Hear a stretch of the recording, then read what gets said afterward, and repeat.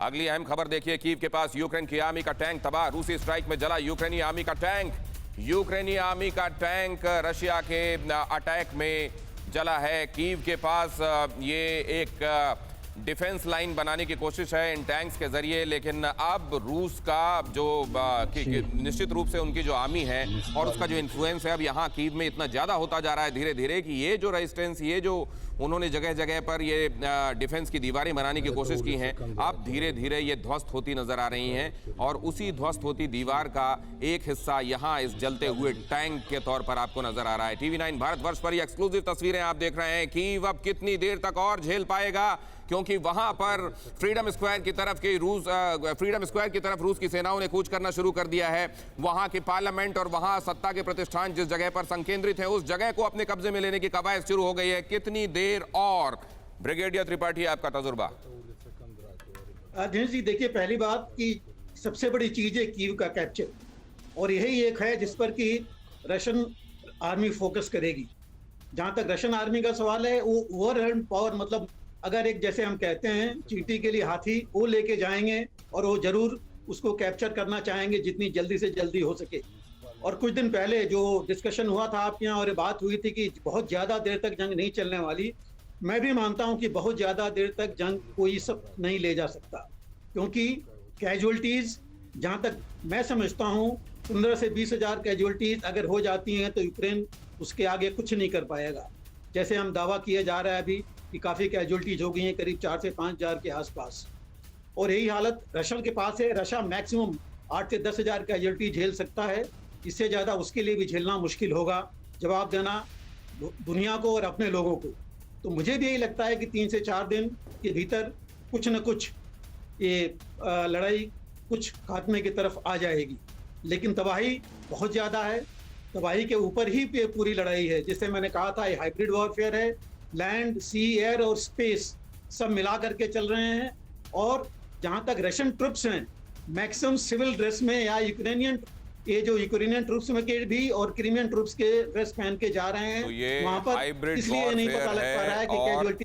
तो आपको जो दिखाई दे रही है तबाही, वो उस तबाही से कहीं बड़ी तबाही है। ये तो वो तबाही है जो आपकी आंखों के सामने है इस वक्त, जो कैमरे की जद में है, वो दिखाई दे रहा है। लेकिन इस तरह की न जाने कितनी तबाही, क्योंकि और इस वॉरफेयर में साइबर अटैक भी शामिल है। तो जो बचा खुचा वहां का की जो मशीनरी है, वो इस समय कितनी फंक्शनल है, वो भी एक बड़ा सवाल है। रूस के स्ट्राइक से हर जगह तबाही ही तबाही दिखाई दे रही है। कीव से तबाही की नई तस्वीरें सामने आई हैं। रूस के स्ट्राइक से हर जगह तबाही ही तबाही। कीव में घर, मकान, दुकान सब बर्बाद। военное преступление Российской Федерации.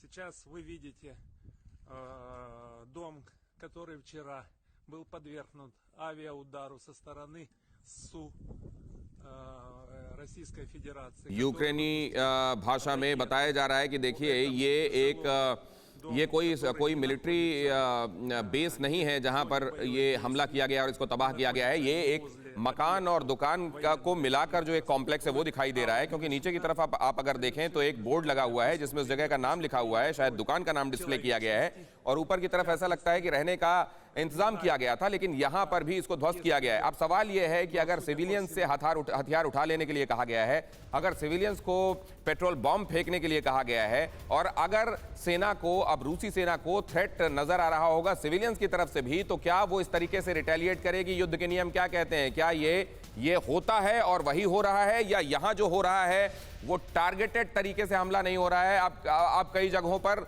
ये लग रहा है कि ये हेवाए भी हो रहा है। प्रोफेसर अमिताभ, ये देखकर तो इस बात की संभावना लगती है कि सिविलियंस पर भी कई जगह जहां थ्रेट देखा जा रहा है, अटैक किया जा रहा है। देखिए, हर वॉर में इंटेलिजेंस का एक बड़ा रोल होता है। होता क्या है, जब वॉर शुरू होता है तो कई सारे जो सिक्योर एस्टेब्लिशमेंट्स हैं उनको सिविलियन एरियाज में ले जाया जाता है। आपने इजराइल और पैलेस्टीन का वॉर या उनके साथ जो संघर्ष चलता रहता है उसको देखा होगा। तो कई बार पिछले बार उन्होंने अल जजीरा के ऑफिस में, जो टेलीविजन नेटवर्क है, उसके ऑफिस को ध्वस्त कर दिया था। उनका मानना यह है कि यहाँ एक सिक्योर लोकेशन है, यहाँ पे कुछ ना कुछ एक मिलिट्री या इंटेलिजेंस या कोई एक ऑपरेशन होता है जो चल रहा होता है, और वो टारगेटेड होता है इंटेलिजेंस के रोल के द्वारा। दूसरा, ये साइकोलॉजिकल ऑपरेशन भी होता है कि लोग को दिखाया जाए कि देखो, अब कोई भी घर सेफ नहीं है। अब सरेंडर का प्रेशर जो है, या एक तरह से व्लादिमीर जेलेंस्की के वहां से छोड़ के जाने का प्रेशर बढ़ाता भी है। तो ये डुअल वॉरफेयर है। तीसरा है जो साइबर वॉरफेयर है, वो चल ही रहा है। तो ये मल्टीपल लेवल पे ये वॉरफेयर चलता है, जिसको हम आम भाषा में या हम अपने स्कॉलरली इसमें कहते हैं रिवोल्यूशन इन मिलिट्री अफेयर्स। तो ये भी है कि हर तरफ से उनको जोड़ तोड़, और कई सारे तो सबोटियर्स भी घुसा दिए जाते हैं, जो कई सबोटियर्स घुसा दिए जाते हैं। और कहा यह जाता है कि जब ये इस तरह की स्थिति में पहुंच जाता है वॉर, तो फिर उसमें बहुत सारी चीजें जो हैं वो स्ट्रक्चर्ड नहीं रह जाती हैं। परवाह देश की, सोमवार से शुक्रवार रात 10 बजे TV9 भारतवर्ष पर।